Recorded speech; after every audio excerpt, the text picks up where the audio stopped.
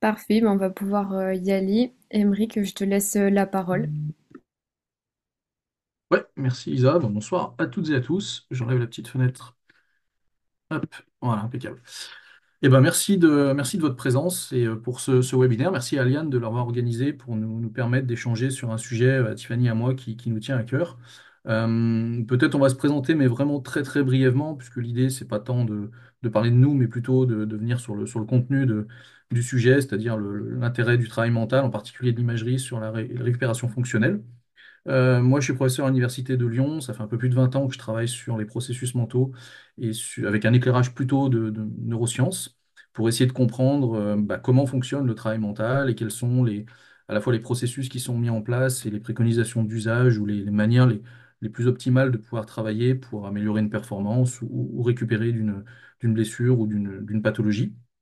Et j'ai également une casquette de praticien qui me permet de garder un pied avec une connexion avec le terrain, que ce soit sur le suivi de sportifs ou sur le suivi de personnes pas particulièrement sportives, mais qui travaillent sur l'optimisation de ressources ou d'un potentiel quelconque, ou pour surmonter un problème d'un point de vue un peu plus thérapeutique. Donc, moi, je m'intéresse particulièrement à cette dimension mentale et à la fois de mieux comprendre comment et pourquoi elle est susceptible de pouvoir améliorer la performance au sens très très large du terme.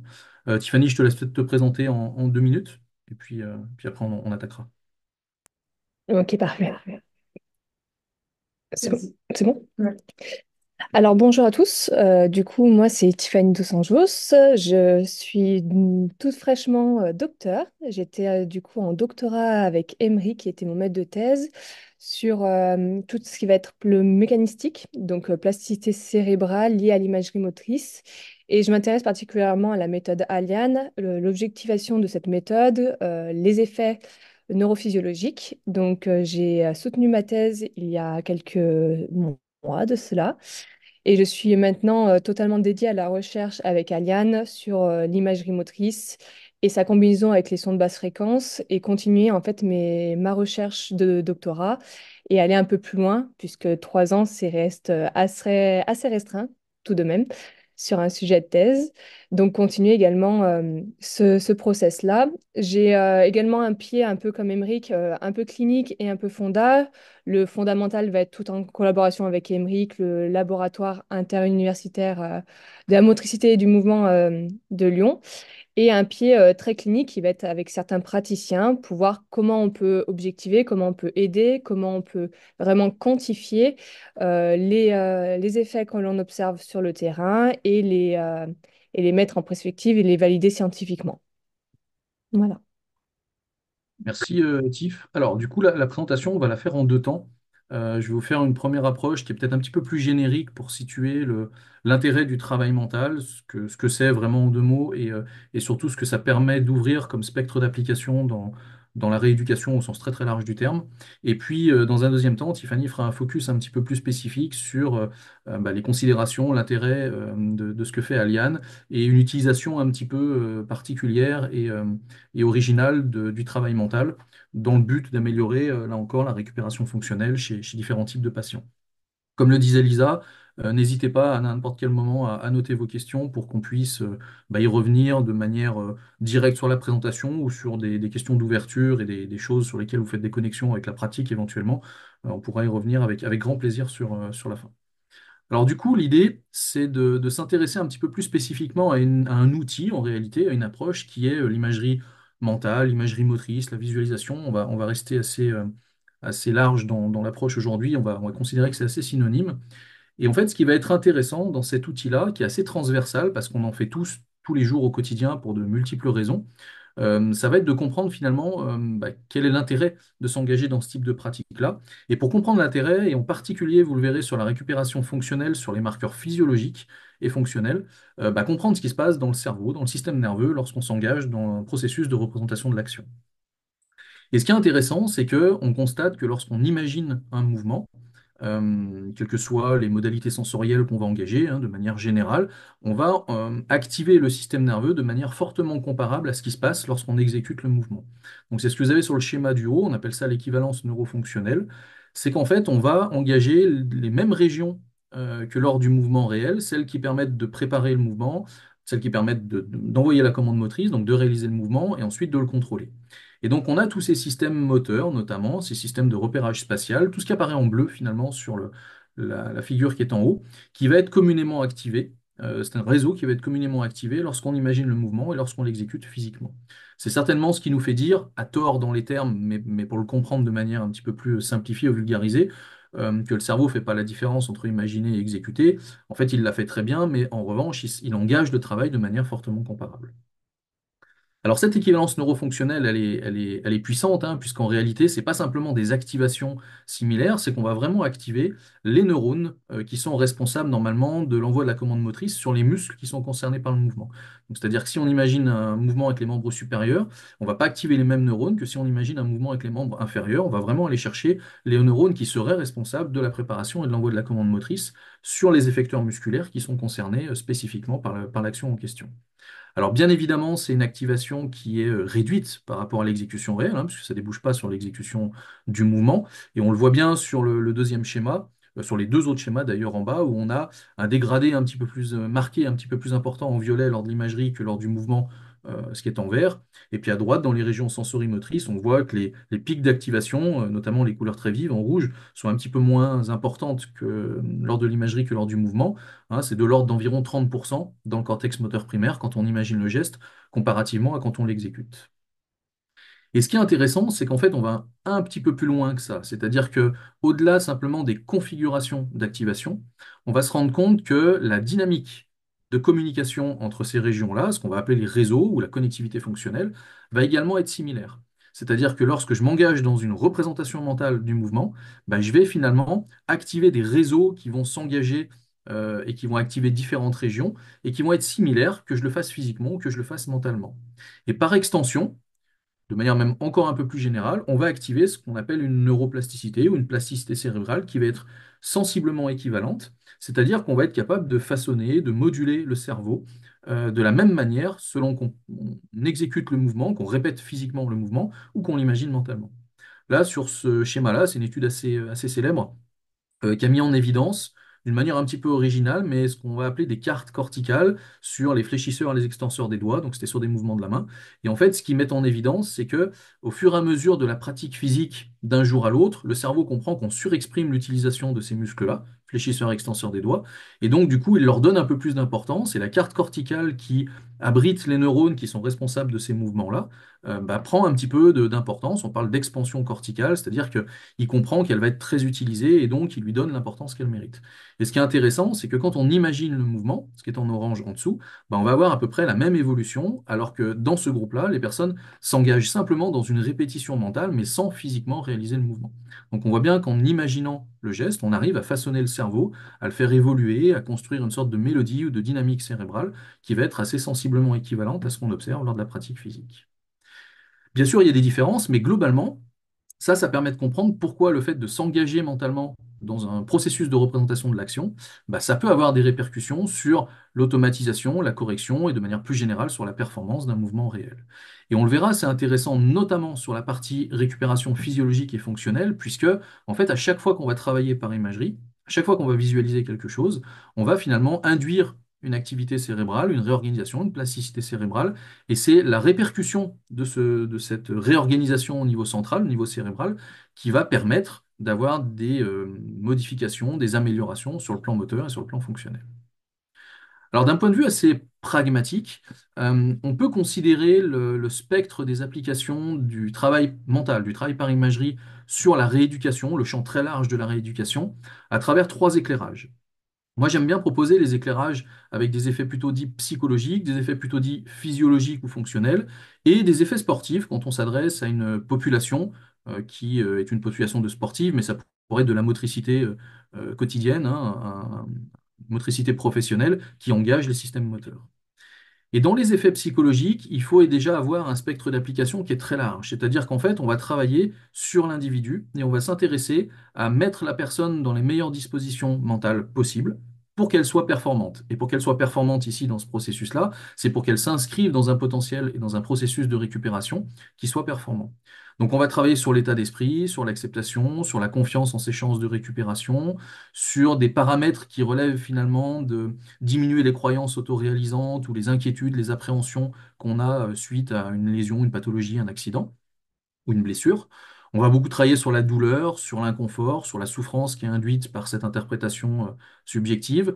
On peut travailler sur la sensation de guérison également. En fait, on va travailler sur toutes les représentations, toutes les émotions, tout l'affect de la personne. Et on va chercher à mettre la personne dans les meilleures dispositions possibles pour qu'elle soit performante. Ensuite, on va avoir un deuxième type d'effet qui va être un effet plutôt dit physiologique. Cet effet physiologique qui souvent arrive dans un deuxième temps, puisque le baromètre de la douleur ne le permet pas tout le temps, mais l'idée c'est qu'il arrive le plus vite possible, c'est qu'on va chercher des effets thérapeutiques fonctionnels qui vont se traduire la plupart du temps par une limitation de la perte de force ou une meilleure réactivation musculaire et par une limitation de la perte d'amplitude articulaire. Donc on va vraiment chercher à avoir des effets cette fois-ci non pas sur la personne, mais sur le comportement, donc des effets un peu plus directs sur les processus de récupération fonctionnelle.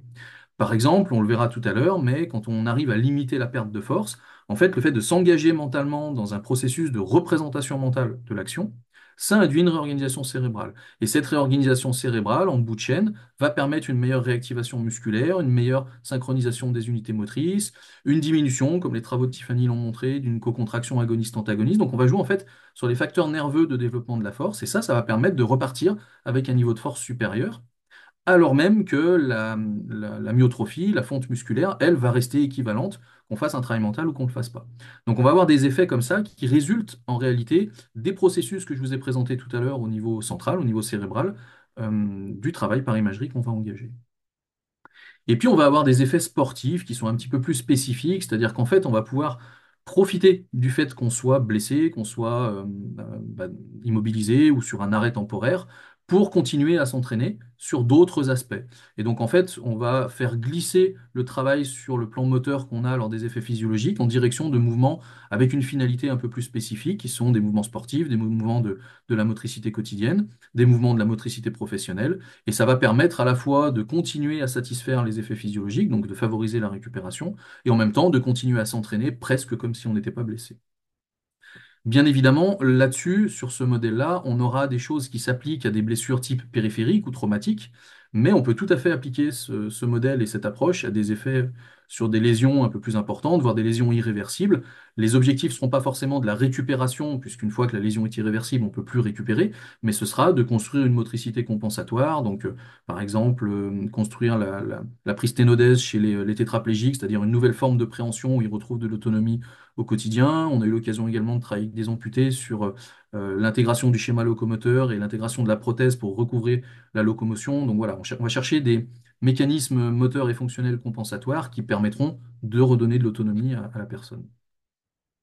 Alors vraiment pour illustrer, parce que là, on n'a pas forcément le temps de rentrer dans le détail, mais pour vous donner deux petites illustrations qui vont un petit peu dans le sens on va dire des effets parmi les principaux, parce qu'on pourrait rajouter à ça toute la phase de réathlétisation, s'il y a des kinés, des ergots qui sont avec nous, ou des préparateurs physiques, où on va travailler sur l'anxiété de récidive également, sur la diminution des appréhensions, la peur de la reprise, etc. Donc là, on est sur des aspects un petit peu particuliers. Mais on va dire que si on prend les deux schémas les plus couramment illustrés, ou peut-être ceux auxquels on est le plus confronté, ça va être la douleur et la récupération physiologique. Et sur la douleur, on peut faire des choses très simples et très intéressantes. D'ailleurs, avec l'imagerie, comme avec d'autres outils, hein. Mais il n'y a pas grand-chose de plus subjectif au monde que la douleur, d'après moi. Vous avez à gauche, sur le schéma des activités cérébrales, bah, une personne tout à gauche là, qui est très sensible à la douleur, puis à droite, une personne pour une même stimulation douloureuse qui va l'être un petit peu moins, qui a un seuil de tolérance beaucoup plus élevé. Et vous allez voir, ça va se traduire par des activations cérébrales qui sont un petit peu différentes. On a la matrice neuronale de la douleur à gauche qui va être très activée et qui va induire une sorte d'inconfort, de perception des effets de la douleur bah, qui génère du mal-être des atteintes au niveau de l'affect, etc. Et quand on rentre dans un processus où on travaille spécifiquement sur diminuer ces symptômes, atténuer ces sensations d'inconfort et de mal-être, bah on a une amélioration et une diminution de la douleur qui va être plus rapide. C'est ce que vous avez sur le graphique, une étude qui date, vous voyez, enfin, qui dure sur plus de 6 mois. Vous avez un groupe qui fait de la rééducation classique en bleu et un groupe qui fait de la rééducation classique en violet, mais associé à un travail où ils font une imagerie, un travail de visualisation sur des processus d'atténuation de la douleur. Et on voit que le seuil moyen de la douleur perçue diminue de manière plus rapide et plus significative dans le groupe expérimental que dans le groupe contrôle. Et globalement, comment on fait ça? On met en place des petits exercices, des stratégies qui sont la plupart du temps des stratégies de réorientation attentionnelle ou de saturation attentionnelle. Donc on met en place des petits scripts de travail mental qui sont relativement simples et que la personne va apprivoiser, va s'approprier pour qu'elle puisse, lorsque les symptômes se présentent, mettre en place le travail et on va dire contenir, diminuer, atténuer la sensation de douleur. On aura peut-être l'occasion d'y revenir plus tard. On parle bien de douleurs aiguës ici, hein. C'est un peu plus compliqué avec les douleurs neuropathiques et les douleurs chroniques. Mais voilà, avec la répétition, le fait d'apprivoiser la capacité à diminuer les douleurs aiguës, ça peut donner la sensation de moins laisser s'installer la douleur et donc de mieux gérer ces symptômes-là. Hein, vous avez un petit chemin ici qui illustre la manière dont je m'y prends habituellement, moi, où je fais tester les différents scripts à la personne. Ensuite, elle repart avec, et puis elle va tester quand elle a pas mal, quand elle a mal, quand elle a très mal, avant les médicaments, après les médicaments, et elle va déterminer comme ça la stratégie qui lui correspond le mieux et qui lui permet de bénéficier au mieux des effets induits par ce travail ponctuel. Et puis, deuxième illustration, un peu plus sur le plan physiologique et fonctionnel, c'est celui d'un travail qui permet d'éviter le déconditionnement musculaire, donc de limiter la perte de force et par extension aussi la perte d'amplitude articulaire. Alors déjà, ce qu'il faut bien comprendre, c'est qu'on va jouer sur les facteurs nerveux de la force. Donc, on ne va pas avoir de limitation de la fonte musculaire, au même titre que quand on s'entraîne mentalement à un paradigme de force, on n'a pas d'hypertrophie musculaire. Donc, on va vraiment jouer sur cette synchronisation des unités motrices principalement, ou les facteurs de coordination inter- ou intramusculaire, qui vont faire que on va délivrer plus de force, bien qu'il y ait une fonte musculaire importante.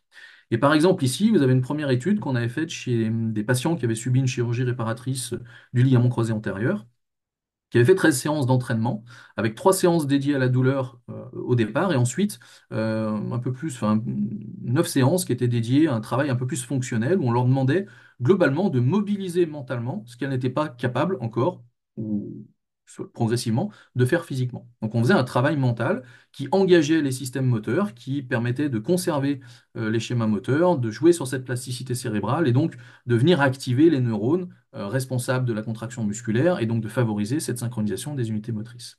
Et ce qu'on voit de manière relativement nette, c'est que le groupe qui a fait de l'imagerie en bleu par rapport au groupe contrôle qui, lui, s'est contenté de la rééducation classique, ils avaient bien évidemment les mêmes programmes de rééducation fonctionnelle, a eu une activation musculaire ou une réactivation musculaire plus élevée, et ça relativement vite, puisqu'on a commencé le travail à la séance 4 et que dès la séance 7, on avait une différence significative. Et vous avez une autre étude ici qui l'illustre sur, je crois que c'était une fracture du poignet dans ce travail-là, sur un schéma un petit peu plus long, hein, parce que c'était à l'échelle d'un mois. Donc, les premières pertes de force, elles apparaissent au bout de 3 jours, hein, elles augmentent considérablement au bout de 13-14 jours. Donc là, on voit qu'au bout d'un mois, le groupe qui s'est contenté, entre guillemets, de la rééducation classique, c'est la courbe du bas avec les ronds blancs, a eu une diminution relativement importante de l'activation musculaire. Le groupe qui a fait le même programme mais avec de l'imagerie, c'est la courbe intermédiaire avec les triangles, a réduit d'environ 40% la perte d'activation musculaire. Et on a des résultats équivalents sur ce travail-là avec la force, et où on a une limitation d'environ 50% de la perte de force dans le groupe qui s'engage dans ce processus de représentation mentale. Donc c'est assez prometteur, c'est assez intéressant, les effets sont rapides, et ça permet à très moindre coût, avec une individualisation et une simplicité de travail, d'avoir des résultats pas simplement sur l'état d'esprit, le bien-être, l'affect, mais également sur les marqueurs fonctionnels et physiologiques. Bien évidemment, tout ça, ça nécessite des préconisations d'usage, hein, des consignes de pratique. Alors, on commence à relativement bien connaître la manière dont il faut travailler, les conditions optimales, c'est-à-dire le dosage du travail, la manière le contexte dans lequel le faire intervenir, les consignes qu'on va donner, etc., etc. Ça, c'est quelque chose qu'on commence à relativement bien maîtriser, même s'il n'y a pas de procédure standard, et particulièrement dans le domaine clinique, puisque les tableaux cliniques sont toujours un petit peu différents. Alors, il y a une procédure qui existe, hein, que certains connaissent peut-être parmi vous, c'est l'imagerie motrice graduelle de Moseley, qui est une approche progressive où il y a de l'imagerie implicite, puis explicite, puis la thérapie miroir. Donc ça, c'est assez bien installé dans le domaine clinique, mais il n'y a pas pour autant de vraies procédures de standard, de recettes en quelque sorte, même si on connaît les préconisations d'usage. Et le fait qu'on connaisse ces préconisations d'usage, pour terminer et passer la parole à Tiffany et faire une sorte de transition, c'est qu'aujourd'hui, dans le domaine scientifique, on s'intéresse un petit peu plus spécifiquement maintenant à qu'est-ce qui pourrait booster encore davantage ces effets-là qu'on connaît et qu'on arrive à objectiver et à mettre en évidence de manière reproductible. Donc on cherche des moyens, des techniques de stimulation, qui soient endogènes ou exogènes, qui vont venir booster ou renforcer encore les effets de l'imagerie. Donc, par exemple, on va utiliser l'observation d'action, on va utiliser le mouvement, on va utiliser la stimulation cérébrale. On a plein d'outils comme ça qui permettent d'apporter une deuxième forme de stimulation à celle induite par le travail d'imagerie mentale, d'imagerie motrice. Et donc, on cherche à avoir des effets cumulés. Et une des approches qui fait l'originalité d'Aliane et dont Tiffany va nous parler, c'est justement le fait d'utiliser ces stimulations auditives qui pourraient être une seconde forme de stimulation pour venir enrichir ou améliorer les effets de l'imagerie. Voilà, donc je te laisse enchaîner. Tiffany, peut-être partager ton écran. Allez, je prends la parole et le partage d'écran. Hop, hop. Est-ce que tout le monde voit mon écran? Ouais, c'est bon. Ok. Alors moi, je ne l'ai pas. Attends, je vais arrêter le partage. Voilà, c'est bon. Tu vois le mien? Je pense, oui. Là, ça a Ouais, changé. c'est bon. C'est bon. Ok, parfait.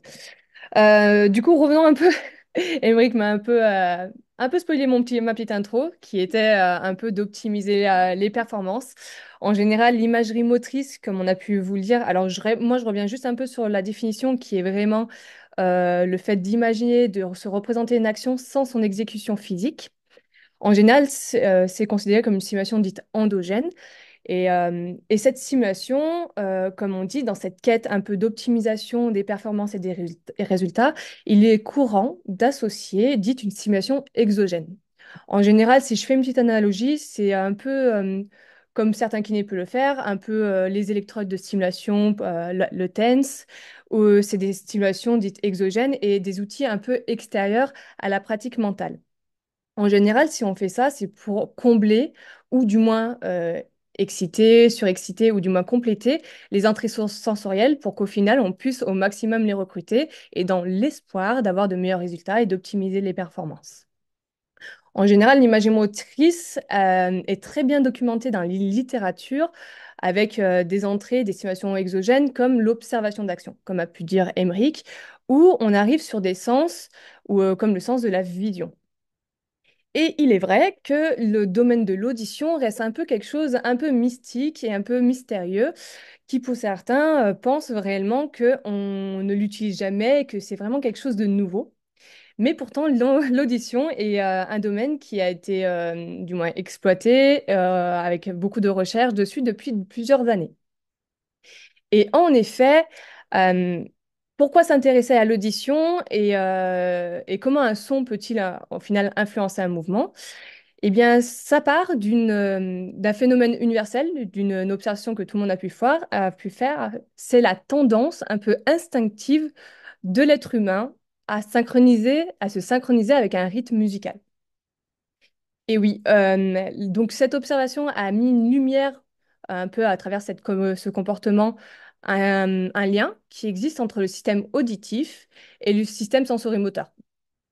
Et cette interaction a été bien documentée et voire même exploitée par de nombreux chercheurs, ouvrant à des approches comme la stimulation rythmique auditive. Je ne sais pas si certains d'entre vous en ont entendu parler, mais ce type de stimulation utilise des rythmes réguliers pour améliorer la cadence et la fluidité de certains mouvements. On peut notamment le voir et l'observer chez des personnes atteintes de troubles neurologiques comme la maladie de Parkinson, où grâce à ces stimulations, les patients parviennent à réguler leur démarche et réduire les épisodes de blocage moteur. Donc ce lien existe depuis longtemps. Et ce lien s'explique également par des régions et une activation des régions corticales associées au cortex moteur. Comme vous pouvez le voir à l'écran, de façon un peu symétrique, l'imagerie motrice active les régions corticales associées au contrôle moteur, les régions sensorimotrices, le cortex moteur primaire. Et de manière similaire, lorsqu'on écoute des sons rythmiques, on observe une activation de ces mêmes régions. Ce lien met également en évidence que ces deux stimulations, la stimulation auditive et la stimulation par visualisation, sont deux méthodes qui sont capables d'augmenter ou du moins d'activer les régions motrices qui, comme au préalable a pu être expliqué par Emmerich, peut être amené à des augmentations des performances. Mais cette recherche sur le domaine auditif ne s'est pas arrêtée là et ne s'est pas arrêtée à la rythmicité. La recherche s'est tournée vers des aspects un peu plus subtils du son, comme le contenu fréquentiel. Et parmi les contenus fréquentiels, donc les fréquences qu'on utilise et non pas le rythme, les découvertes, il existe donc dans ces découvertes les sons binauraux. Ces sons sont générés de manière légèrement différente dans chaque oreille. Imaginons, j'ai 200 Hertz à droite, j'aurai 250 Hertz à gauche. C'est une façon donc de générer et de stimuler de manière auditive. Eh bien, elle a pu montrer avec ses recherches que des états prometteurs en utilisant certaines fréquences spécifiques. En effet, on peut agir sur des états cognitifs, favoriser la relaxation, l'attention, la concentration. Comme a pu le montrer les études d'Ortiz, environ 5 Hertz va plus influencer la mémorisation, le 7 Hertz plus l'anxiété, le 40 Hertz plus tout ce qui va être focalisation, attention, concentration. Donc, ces recherches ont également amené à des applications cliniques qui s'étend à la gestion du stress, mais également à l'amélioration des performances cognitives grâce à une modulation des états cérébraux. Je ne vais pas aller trop dans ce détail-là, mais cette propriété a été explorée dans des traitements qui peuvent plus vous parler, comme le TDAH, où il montre des résultats encourageants pour renforcer du moins l'attention soutenue. Donc là, on peut voir quand même le domaine auditif est prometteur, encourageant et a déjà été plus ou moins utilisé dans des dans des états cognitifs. Mais ce qui est intéressant, c'est vraiment récemment où une dernière étude a pu s'intéresser à des domaines fréquentiels dits de basse fréquence et a pu faire un lien avec vraiment des impacts, un effet sur la motricité. Et c'est l'étude de Cameron qui a pu mettre en évidence que lorsque des personnes écoutent de manière spontanée et sans en être averties des basses fréquences, on observe que ces personnes augmentent les mouvements spontanés, alors qu'ils ne sont pas conscients de leur présence dans la musique. Eh bien, ces découvertes ont mis en lumière le potentiel des basses fréquences en réhabilitation motrice et sur les fonctions motrices. Alors, en effet, l'une des questions à l'heure actuelle, c'est est-ce que cette stimulation auditive qui peut et a un impact sur ses fonctions motrices peut être associée à l'imagerie qui elle-même est référencée dans la littérature comme pouvant avoir un impact et améliorer les fonctions motrices.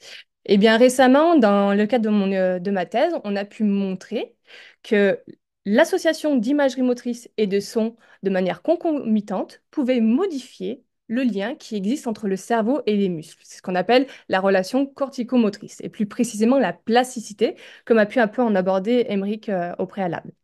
Mais pourquoi modifier, en quoi se sert de modifier vraiment ce lien cerveau-muscle? Eh bien, dans certains cas, et notamment plus ou moins pathologiques, il existe des mécanismes où ce lien est défectueux. Et je vais faire juste un petit aparté sur le cas des inhibitions motrices qui sont bien documentées dans le cas du genou et de la cheville. Alors, comment ça se représente, ce déficit entre le lien cerveau-muscle? Eh bien, comme vous pouvez le voir à l'écran, ceci est une marche tout à fait normale, physiologique, avec une bonne extension de genou. Et dans le cas d'inhibition motrice, où il est suspecté quand même un déficit entre ce lien cerveau-muscle, on peut voir que durant des tests fonctionnels et physiologiques comme une montée de marche, un déficit d'extension du genou. Alors, ce cas d'inhibition motrice est bien documenté dans la littérature, à plusieurs définitions plus précises, comme la perte de force, le déficit d'activation musculaire volontaire et l'atrophie notamment du quadriceps. Et à l'heure actuelle, il existe des traitements thérapeutiques pour ces cas d'inhibition motrice. Dans les cas thérapeutiques, enfin, c'est dans ces traitements, on peut notamment cibler la TMS, le TENS, l'estimulation électrique, la vibration, les exercices physiques ou des choses plus, je veux dire, banales, comme l'application de froid sur le quadriceps. La récente étude de Bertrand Sonricotes qui évalue l'efficacité de ces traitements a pu mettre en évidence un point assez alarmant qui est que l'efficacité de ces traitements est considérée avec des preuves dites faibles à modérées. Donc arrive là un peu la question, pourquoi les traitements actuels restent avec des efficacités faibles à modérées sur des cas pathologiques comme le cas d'inhibition motrice? En général, ce que j'ai pu montrer durant ma thèse, c'est qu'on délaisse un peu ce côté de plasticité.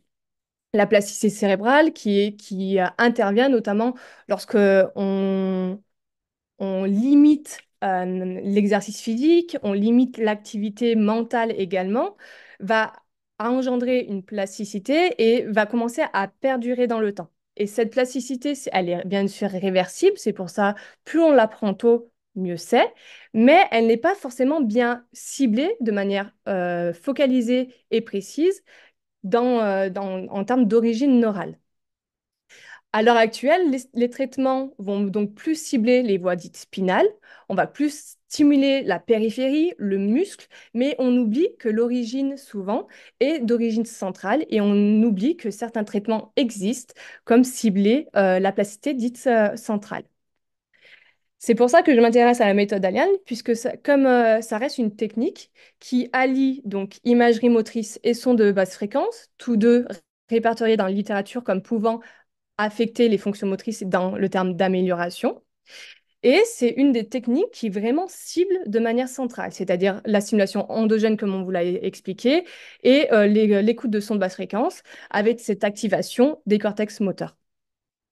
Ainsi, je m'intéresse à cette technique, je m'intéresse plus précisément à toutes les applications cliniques qu'elle peut avoir. Le cas d'inhibition motrice est un cas. On a pu montrer et mettre en évidence que quand on cible précisément ces origines centrales, on peut avoir des résultats plus rapides et qui peut être plus complémentaires avec la rééducation classique, et ce qui amène donc à mes recherches actuelles. Donc le but là, c'est étendre également cette méthode et voir ses possibilités, comme il est le cas dans le cas de la cheville et qui va potentiellement peut-être déboucher également à une publication scientifique, mais je vous en dis pas plus. Donc, je vais m'arrêter là également parce qu'on a pris beaucoup de votre temps avec Emeric. Si vous êtes intéressé, si vous avez une question que peut-être que vous pensez a posteriori, n'hésitez pas à prendre mon email ou mon lien LinkedIn. Emeric est également bien réactif sur ce genre de plateforme.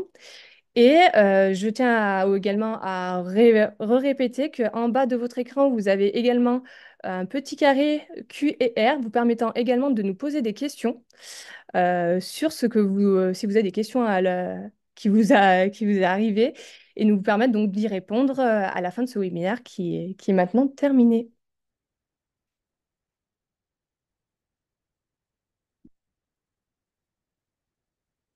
Lisa? Non? Ouais, en fait, j'ai plus l'écran.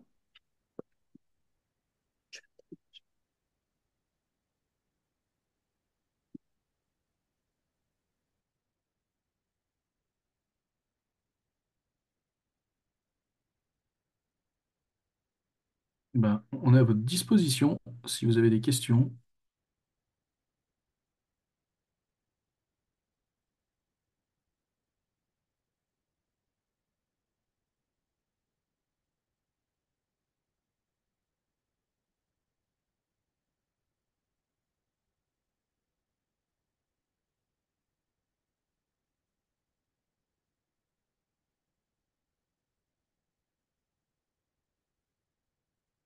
Euh, Bonjour Gilles, merci pour votre question. Alors, les sons de basse fréquence que vous utilisez sont ni musicaux ou juste des sons de base? Alors, on reste quand même proche des études fondamentales qui sont ce qu'on appelle des sons purs. Donc, ce n'est pas des rythmes musicaux avec plusieurs fréquences, ça va être vraiment des sons purs de fréquences spécifiques et qui vont s'alterner. Y a-t-il déjà des kinés qui travaillent ainsi en alliant imagerie et son? À l'heure actuelle, je connais uniquement la technique Aliane qui allie imagerie et son de basse fréquence.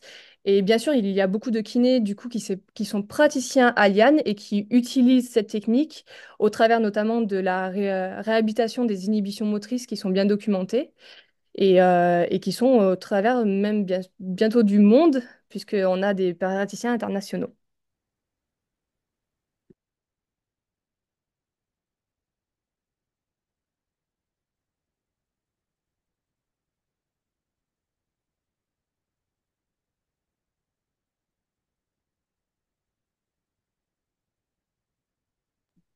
Alors, je pense que cette question va plus être destinée à Émeric. Ouais, je viens Est-ce d'avoir que ces Marc. techniques peuvent être Euh, utilisées pour mieux supporter les chimios? Oui, c'est quelque chose qu'on peut utiliser. En fait, il faut vraiment le voir comme un outil, au même titre que l'hypnose ou la sophro d'ailleurs, qui va chercher à atteindre le même but, mais par des moyens un petit peu différents. Et donc, du coup, c'est des techniques qu'on peut engager pour mieux supporter les effets secondaires d'une chimio, mieux travailler sur les appréhensions quand on va être confronté à ce type de soins. Ça peut venir compléter ce qu'on peut faire avec de l'hypnose, avec de la sophro, avec tout autre type de technique. On est vraiment dans une approche, quand on travaille sur l'individu, on a vraiment une combinaison possible, un mariage possible de toutes ces approches-là. Il n'y en a pas une qui est meilleure que l'autre, à mon sens. Elles sont simplement différentes et complémentaires. Et donc, du coup, c'est des choses qu'on peut proposer, qu'on peut utiliser. Alors, on sera un petit peu moins sur la dimension motrice, on sera un petit peu plus sur le côté émotionnel, le côté anxiété, le côté sensation, le côté saturation attentionnelle également. Mais c'est des choses qu'on peut tout à fait envisager, oui, absolument.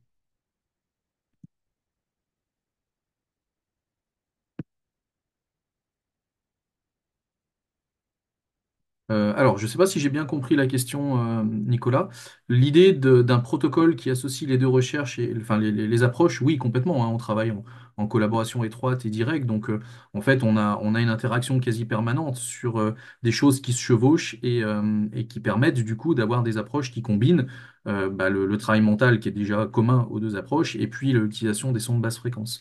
Après, l'idée, c'est que, il y a une méthodologie chez Aliane avec un protocole qui est relativement établi. Il n'y a pas de recette miracle, il y a un protocole qui aujourd'hui permet d'avoir des résultats empiriques qui sont encourageants, qui sont prometteurs, qu'on cherche nous justement à mieux comprendre et à mieux valider à apporter une caution scientifique et une compréhension scientifique à ces choix qui ont été proposés. Euh, L'idée n'est pas forcément de vouloir construire un nouveau protocole ou de concevoir une recette qui serait la recette miracle, mais déjà dans un premier temps, de comprendre finalement comment ça fonctionne, pourquoi ça fonctionne, et comment est-ce qu'on pourrait optimiser ou faire en sorte que ça fonctionne encore mieux ou qu'on puisse diminuer la variabilité interindividuelle, par exemple, sur la sensibilité à l'approche ou à l'outil. Et donc, on y va pas par pas, c'est pas forcément évident. Mais oui, oui, on a une approche qui combine absolument les deux types enfin, les deux éléments qu'on vous a présentés ce soir.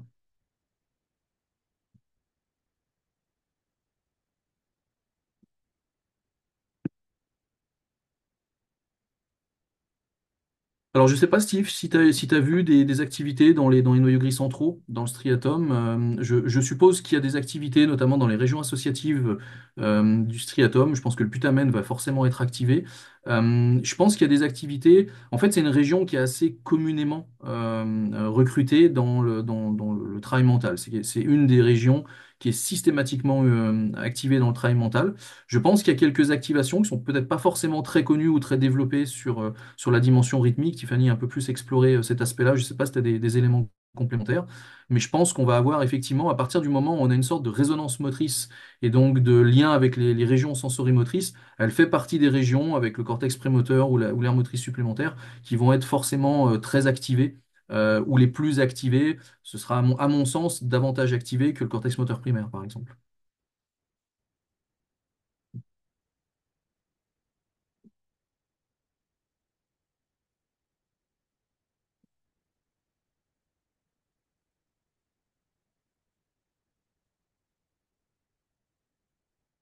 Voilà, je ne sais pas si vous avez d'autres questions, d'autres éléments de précision ou même des apports, hein, si vous avez des éléments qui permettraient voilà, de faire des liens ou d'apporter des éclairages complémentaires, n'hésitez surtout pas. C'est vrai que là, c'est toujours un peu dur de digérer et de bien comprendre une présentation, donc n'hésitez pas même par mail par la suite à nous contacter. On reste assez réactif. On est toujours intéressé par la science et tous les apports et souvent aussi vos ressentis dans la clinique, préparation mentale. Vraiment, on reste vraiment à l'écoute pour y toujours associer également science et comment nous, on peut apporter également un peu plus de fondamental ou un peu plus d'explications fondamentales à vos pratiques. Il y a peut-être un élément, moi, que je pourrais ajouter, le temps que d'autres questions émergent éventuellement, c'est que l'être humain, et particulièrement en ce moment, il est très avide de technologie, et donc il a très envie d'avoir beaucoup d'outils, de choses qui sont sensationnelles, qui sont assez excitantes d'un point de vue outillage et dispositif de mesure. Et dans ce cadre-là, il est évident, par exemple, que l'avenir du travail par imagerie va passer en partie par la réalité virtuelle, par la réalité augmentée, voire même, pourquoi pas, par les IA. Donc on aura des choses voilà, qui seront de cet ordre-là. Mais je pense qu'il ne faut pas non plus tomber dans le tout technologique et le fait de vouloir s'équiper à outrance. Et là, justement, on a un outil au même titre que l'observation d'action, au même titre que le mouvement, et donc que la stimulation même par les kinés et les ergots, bah, qui est finalement très facile d'accès, qui ne nécessite pas de technologie, de dispositifs de fond particuliers, et qui peuvent bah, tout à fait venir enrichir, améliorer, booster le travail mental. On n'est pas encore toujours capable de comprendre exactement pourquoi. Est-ce que c'est un préconditionnement? Est-ce que ça améliore la représentation mentale? Est-ce que ça assoit ses effets ou que ça les pérennise? Voilà, on n'a pas forcément tous les éléments aujourd'hui à notre connaissance. Mais c'est vrai que c'est une manière qui peut paraître simpliste par rapport à un dispositif technologique qui vend du rêve, mais qui est bah, tout aussi efficace et probablement plus facile d'accès et plus facile à maîtriser également que ces outils-là. Donc c'est vraiment quelque chose, nous, qu'on essaye d'encourager dans la pratique parce que bah, ce sont des vraies applications qu'on peut avoir sur le terrain, quoi. Alors, est-ce qu'on a une facilitation de la boucle cortico-thalamocorticale? En fait, ce qu'on observe, c'est que on va recruter, notamment dans la répétition mentale, le fait qu'on va davantage activer la voie cortico-striatale et qu'on va même, un peu comme à l'échelle d'un apprentissage, qu'on va réduire la voie cortico-cérébelleuse. Donc, on va en fait, je ne sais pas si on va la faciliter en réalité de manière ponctuelle au moment où on travaille, mais on va en réalité engager un travail qui va permettre un switch et une facilitation on va dire du recrutement ou de l'activation de cette boucle cortico-thalamo-corticale, au même titre que la boucle cortico-striatale de manière plus directe. Quelle est l'explication on va dire, à l'origine de ce processus-là? On n'a pas forcément les réponses. Aujourd'hui, c'est plus de l'ordre de l'observation, du constat. On arrive à répliquer finalement ce qu'on observe par la répétition physique grâce au travail mental. Maintenant, dans quelle mesure, encore une fois, l'activité auditive, l'activité rythmique permet de générer le même type de plasticité? Je ne suis pas sûr qu'on ait les éléments aujourd'hui de support déjà qui le témoignent de manière directe, ni qu'on en ait l'explication. En fait, on se rend compte, on creuse un petit peu, alors nous on n'est pas spécialiste du son à la base, mais on se rend compte un petit peu quand on creuse et quand on échange avec des spécialistes du son, bah, que c'est extrêmement complexe et qu'il n'y a pas grand-chose qui est fait, et notamment dans les sons de basse fréquence, il n'y a pas énormément de données et de supports neurophysiologiques qui permettent de comprendre les effets de ces sons de basse fréquence. Donc je dirais qu'aujourd'hui on est plutôt au stade du constat, de l'observation, et qu'il va falloir à un moment donné bah, comprendre le processus et comprendre l'origine qui permet la mise en place de ce processus-là.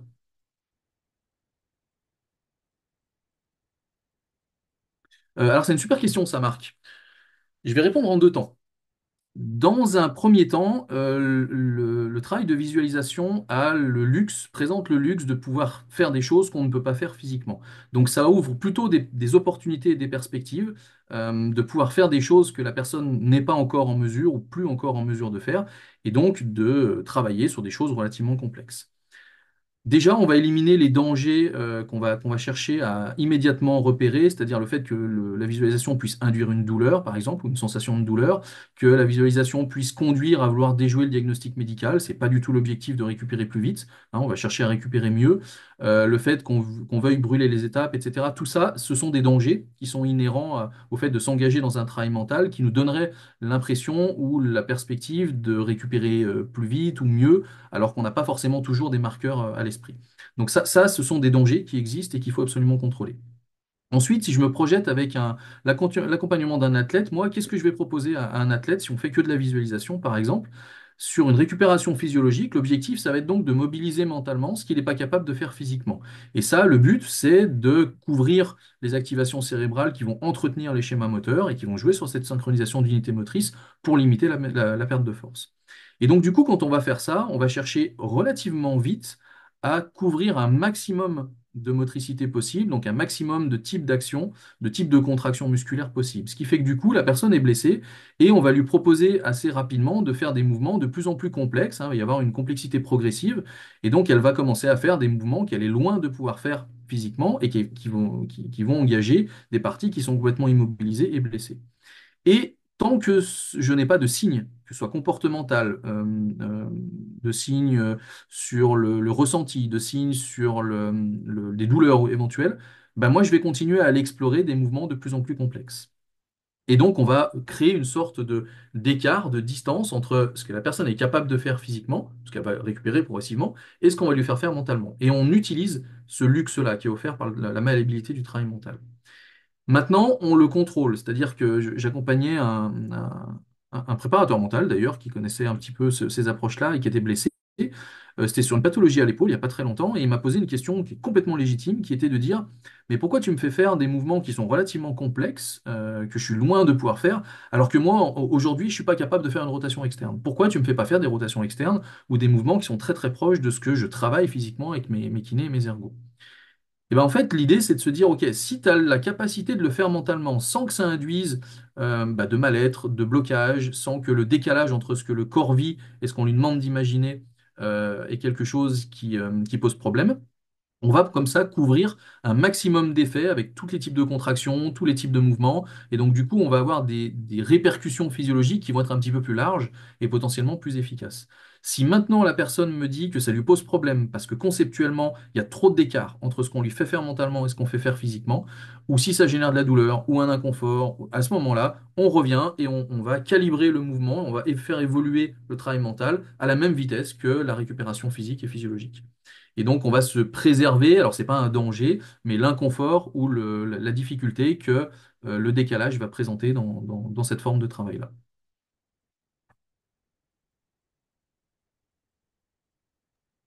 Juste, je crois que tu verras la question de Nadia. Alors, question de Nadia, la difficulté serait de mesurer les effets. Je pense que j'ai juste appuyé quelque part où Ah il oui, elle fallait a pas. disparu, effectivement, je l'avais fait. Oui, alors Nadia, oui, salut Nadia déjà, et content de te voir là. Mais effectivement, c'est toujours le problème, et on est clairement sur des effets qui vont être d'origine multicausale.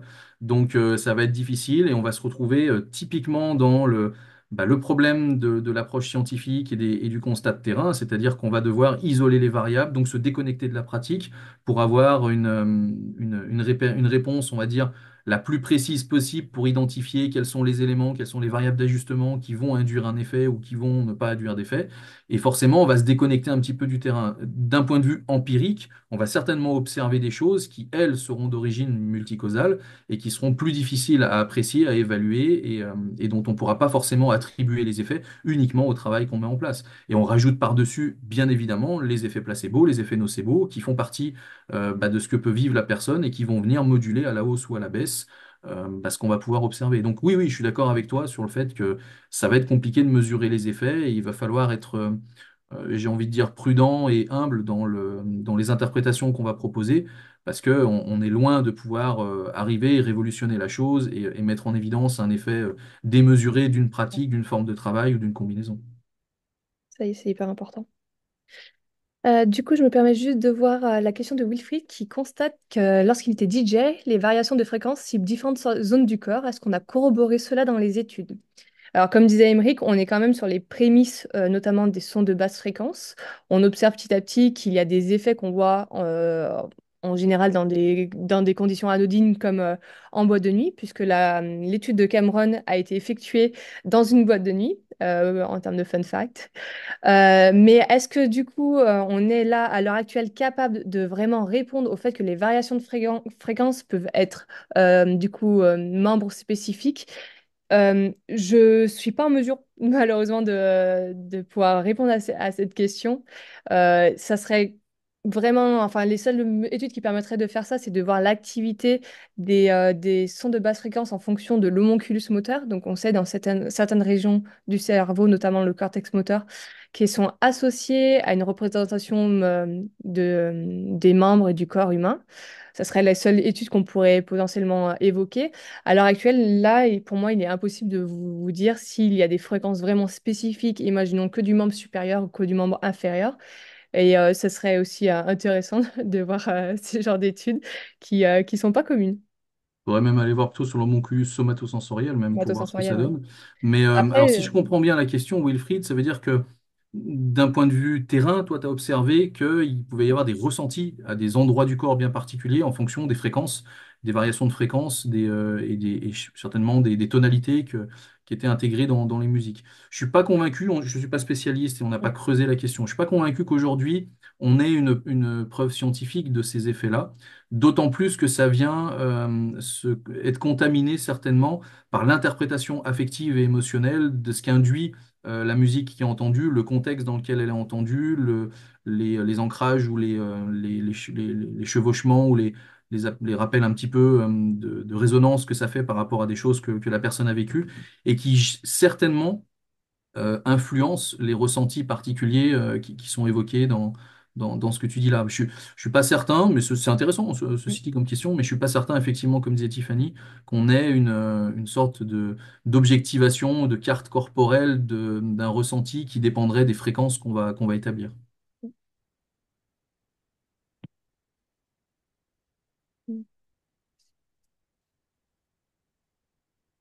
Oui, complètement, Christophe. Complètement. Alors, similaire, de manière générale, oui, parce qu'encore une fois, on n'a pas tous les effets spécifiques. Mais oui, oui, complètement. D'ailleurs, c'est utilisé, hein, puisqu'on a de l'observation d'action qu'on peut faire de manière en amorçage ou de manière concomitante avec le travail mental qui sont utilisés. On a des stimulations vestibulaires, des stimulations somesthésiques. Moi, j'ai un autre étudiant de thèse actuellement qui travaille sur l'effet des vibrations tendineuses pour recréer des références sensorielles lors d'une imagerie, puisqu'il n'y a pas de référence lors du travail mental. On a de la stimulation cérébrale, donc eux est complètement d'accord avec ça. En fait, on va utiliser les différentes modalités sensorielles.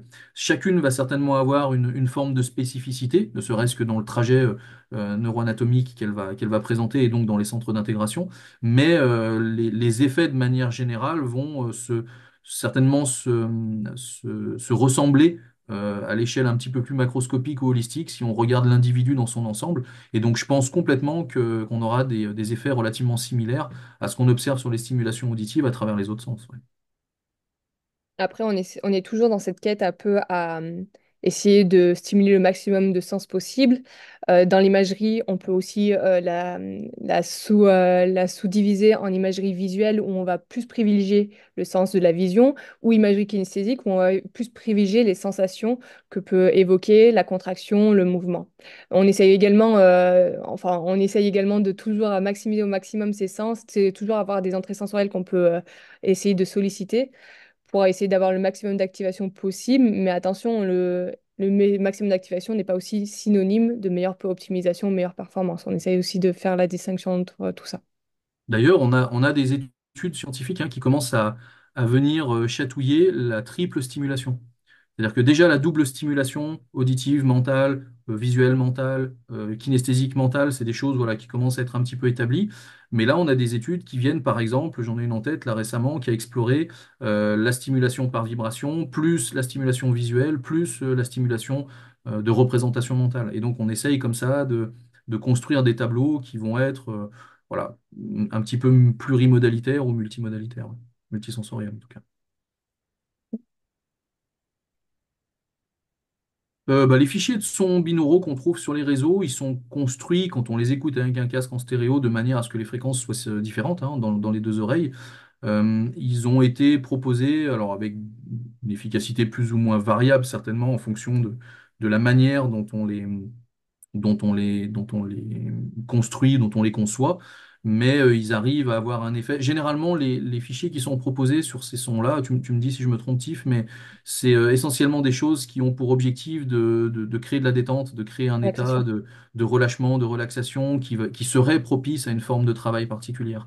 Et je pense qu'on peut trouver voilà, des sons qui vont être relativement fiables. Et j'ai tendance à penser, c'est très subjectif ce que je dis, mais j'ai tendance à penser qu'il y a une forme comment dire, de sensibilité ou d'appétence qui va dépendre aussi du Personne. contexte, de la manière dont le son est articulé, des tonalités qui sont proposées et qui vont faire qu'un même fichier aura pas forcément les mêmes répercussions ou les mêmes effets, alors que c'est la même stimulation chez deux individus qui n'auraient pas forcément la même sensibilité.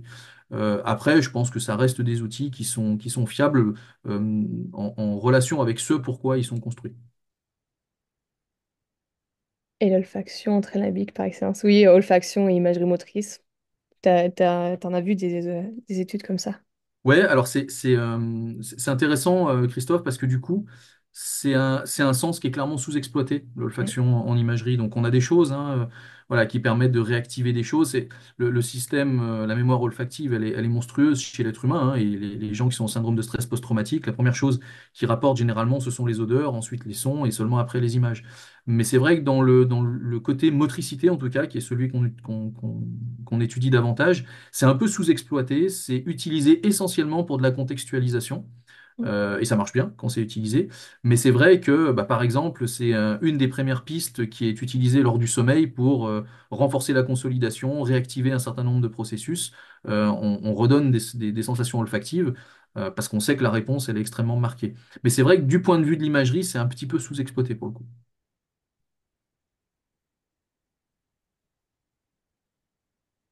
Eh ben, c'est parfait. On va donc terminer ce webinaire. Merci d'avoir participé. Merci pour vos questions. N'hésitez pas, on reste assez réactif sur les réseaux ou si vous voulez nous contacter. Euh, si vous avez voilà. Si vous avez une dernière question, n'hésitez pas. Donc, on va devoir vous quitter. Ça a été vraiment un plaisir de pouvoir parler science avec vous et on espère également que ça vous a plu, d'avoir un peu plus cet aspect très scientifique. On essaie également, nous, en tant que scientifiques, de vulgariser au maximum pour que tout le monde puisse comprendre et ne pas fâcher les scientifiques lorsqu'on n'emploie pas des mots assez dur et très précis, mais également ne pas vulgariser pour ne pas aussi dire des choses à tort et fausses. Donc, c'est vraiment un plaisir et c'est vraiment un travail pour nous de faire ça. N'hésitez pas et bah, je vous souhaite une très bonne soirée et pour les Lyonnais, une très belle fête des Lumières. Un grand merci, bonne soirée à toutes et à tous.